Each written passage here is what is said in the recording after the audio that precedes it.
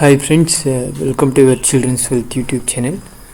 Today we'll see about Indian national symbols.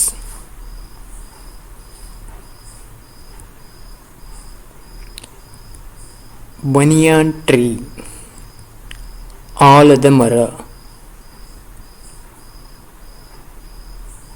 In Hindu religion, the banyan tree is considered sacred and is called Ashwath Vriksha. It represents eternal life because of its seemingly ever-expanding branch.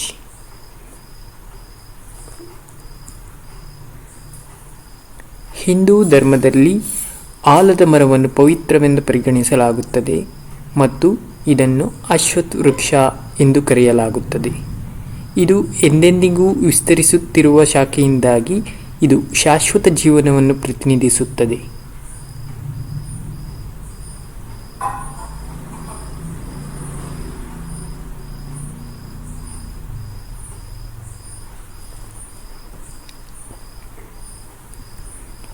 Flag.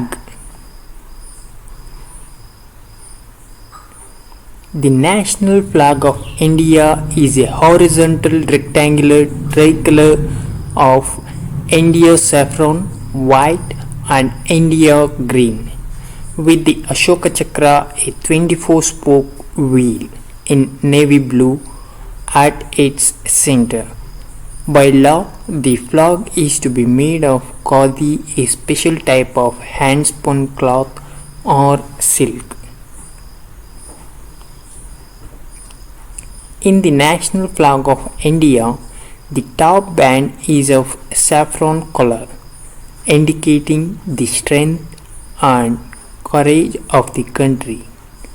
The white middle band indicates peace and truth with Dharmachakra.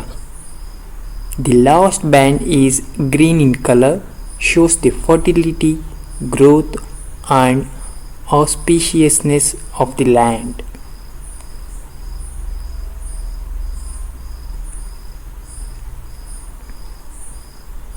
ಭಾರತದ ರಾಷ್ಟ್ರೀಯ ಧ್ವಜವು ಭಾರತದ ಕೇಸರಿ, ಬಿಳಿ ಮತ್ತು ಭಾರತದ ಹಸಿರು ಬಣ್ಣದ ಸಮತಲವಾದ ತ್ರಿವರ್ಣವಾಗಿದೆ.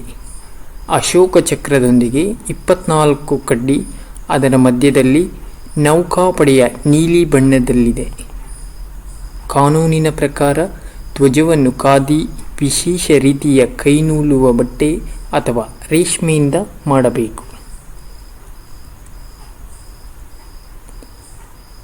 ಭಾರತದ ರಾಷ್ಟ್ರೀಯ ಧ್ವಜದಲ್ಲಿ ಟಾಪ್ ಬ್ಯಾಂಡ್ ಕೇಸರಿ ಬಣ್ಣದಾಗಿದ್ದು ಇದು ದೇಶದ ಶಕ್ತಿ ಮತ್ತು ಧೈರ್ಯವನ್ನು ಸೂಚಿಸುತ್ತದೆ. ಬಿಳಿ ಮಧ್ಯಮ ಬ್ಯಾಂಡ್ ಧರ್ಮಚಕ್ರದೊಂದಿಗೆ ಶಾಂತಿ ಮತ್ತು ಸತ್ಯವನ್ನು ಸೂಚಿಸುತ್ತದೆ. ಕೊನೆಯ ಬ್ಯಾಂಡ್ ಹಸಿರು ಬಣ್ಣದಲ್ಲಿರುತ್ತದೆ. ಇದು ಭೂಮಿಯ ಫಲವತ್ತತೆ, ಬೆಳವಣಿಗೆ ಮತ್ತು ಶುಭವನ್ನು ತೋರಿಸುತ್ತದೆ.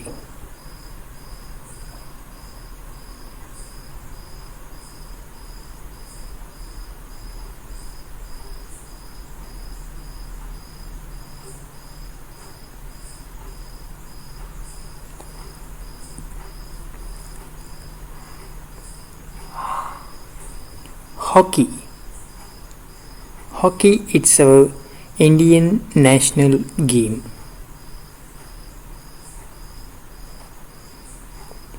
Hockey is an Indian national game with 2 teams to play each other with a team member of 11 people including goalkeeper.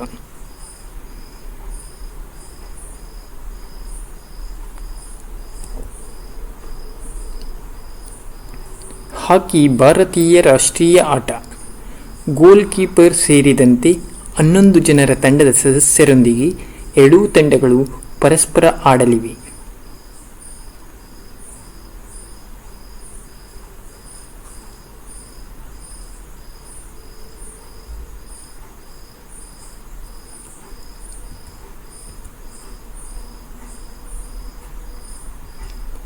Lotus, ತಾವರೆ ಅಥವಾ ಕಮಲ.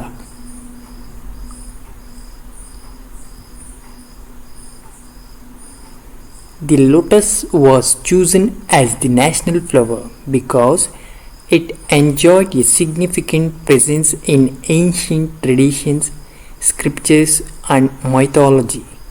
The Bhagavad Gita considers it a metaphor for detachment.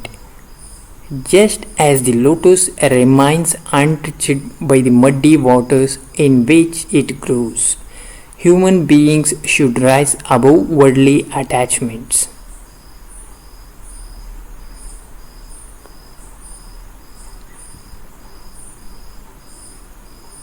ಕಮಲವನ್ನು ರಾಷ್ಟ್ರೀಯ ಹೂವಾಗಿ ಆಯ್ಕೆ ಮಾಡಲಾಯಿತು ಏಕೆಂದರೆ ಇದು ಪ್ರಾಚೀನ ಸಂಪ್ರದಾಯಗಳು, ಧರ್ಮಗ್ರಂಥಗಳು ಮತ್ತು ಪುರಾಣಗಳಲ್ಲಿ ಗಮನಾರ್ಹ ಉಪಸ್ಥಿತಿಯನ್ನು ಹೊಂದಿದೆ. ಭಗವದ್ಗೀತೆ ಇದನ್ನು ಬೇರ್ಪಡಿಸುವಿಕೆಯ ರೂಪಕವೆಂದು ಪರಿಗಣಿಸುತ್ತದೆ. ಕಮಲವು ಬೆಳೆಯುವ ಕೆಸರು ನೀರಿನಿಂದ ಮುಟ್ಟಿದೆ ಇರುವಂತೆಯೇ ಮಾನವರು ಲೌಕಿಕ ಬಾಂಧವ್ಯಗಳಿಗಿಂತ ಮೇಲೇರಬೇಕು.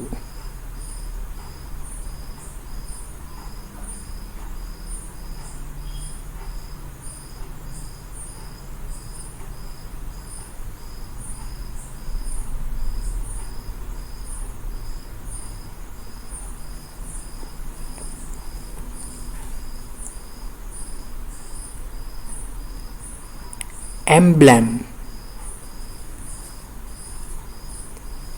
As the national emblem of the Republic of India, as it is called, has been an adoption of the lion capital of Ashoka in Sarnath since 250 BC. It is preserved in the Samat Museum near Varanasi.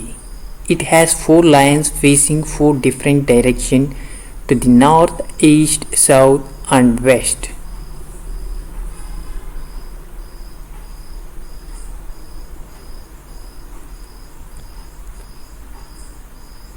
ಭಾರತದ ಗಣರಾಜ್ಯದ ರಾಷ್ಟ್ರೀಯ ಲಾಂಛನವನ್ನು ಕರೆಯಲಾಗುತ್ತಿದ್ದಂತೆ ಕ್ರಿಸ್ತಪೂರ್ವ 250ರಿಂದ ಸಾರನಾಥದಲ್ಲಿ ಅಶೋಕನ lion ಕ್ಯಾಪಿಟಲ್ನ ರೂಪಾಂತರವಾಗಿದೆ. ಇದನ್ನು ವಾರಣಾಸಿ ಬಳಿಯ ಸಾರನಾಥ ಮ್ಯೂಸಿಯಂನಲ್ಲಿ ಸಂರಕ್ಷಿಸಲಾಗಿದೆ.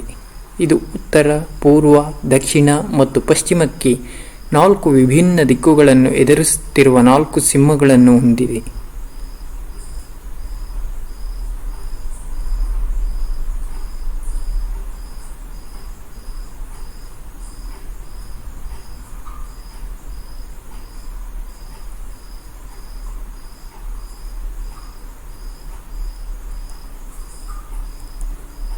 Peacock, ನವಿಲು.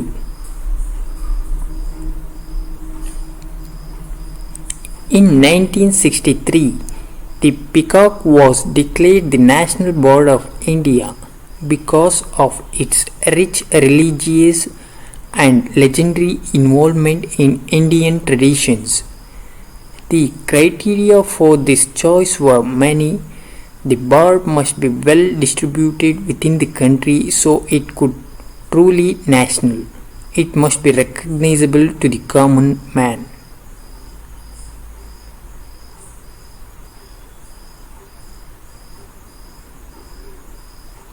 ಭಾರತೀಯ ಸಂಪ್ರದಾಯಗಳಲ್ಲಿ ಶ್ರೀಮಂತ ಧಾರ್ಮಿಕ ಮತ್ತು ಪೌರಾಣಿಕ ಪಾಲ್ಗೊಳ್ಳುವಿಕೆಯಿಂದಾಗಿ 1963ರಲ್ಲಿ ನವಿಲನ್ನು ಭಾರತದ ರಾಷ್ಟ್ರೀಯ ಪಕ್ಷಿ ಎಂದು ಘೋಷಿಸಲಾಯಿತು.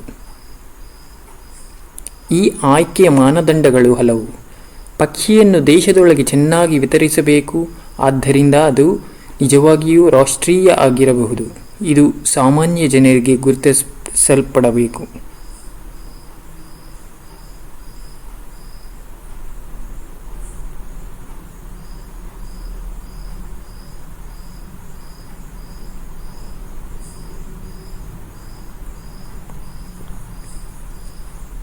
Tiger, ಹುಲಿ. A national animal should be indigenous to that particular country and exclusive to the country's identity. It should be a source of visual beauty. The national animal is also chosen based on the conservation status of the animal to enable better efforts towards its continued survival due to the official status.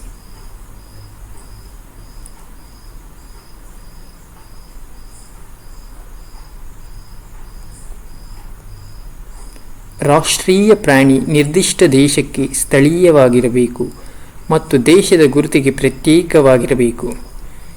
ಇದು ದೃಶ್ಯ ಸೌಂದರ್ಯದ ಮೂಲವಾಗಿರಬೇಕು.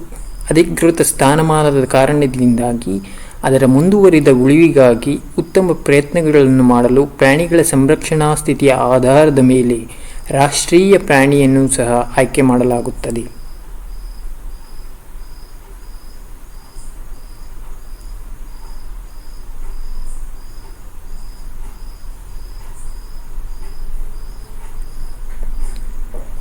Friends, thank you for watching. Please subscribe to our channel for more videos. If you have any doubts, please write it in our comments column.